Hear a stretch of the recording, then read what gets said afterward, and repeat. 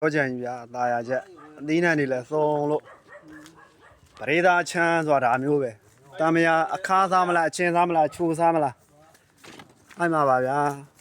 ဒါတမယာဒါချက်ခါဒီကတော့ဒါပင်စိမ်းကြီးပင်စိမ်းငယ်ငပြောပင်တရက်ဘိန်းနဲ့မာလကာငရုတ်သီးဒီချောင်းကိုလာပြီးအော်ရာမိုင်ရောက်ရတယ်လို့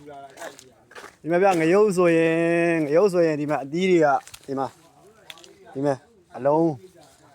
ကြီးသေးဒီမှာဗျဒါသပိတ်သီးခေါ်ရတယ်ဗျငရုတ်ဒီမှာဒီကပဲတင်ထားတာဒါတမယာပေါ်ပဲတင်ထားဒါခဝဲအဲ့မှာခဝဲပါဗျဟိုမှာဗျဒါတော့တောင်သူကြီးတယောက်ပေါ့ဗျာဒါသူ့ရဲ့ပြိုးကင်းနှုတ်ပြန်လာတဲ့ပုံမှာပဲလီပတိ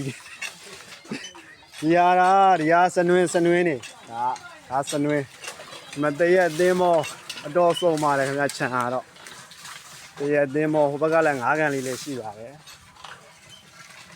မြိုင်ဝင်ကြနေရောဗျာမရှိတဲ့ပင်မရှိတော့အောင်မယ်လေးချူလည်းရှိတယ်ဒီမှာဟိုကတော်သီးပင်လေးတွေလည်းရှိရဗျာတော်ဆုံးတယ်ကြံ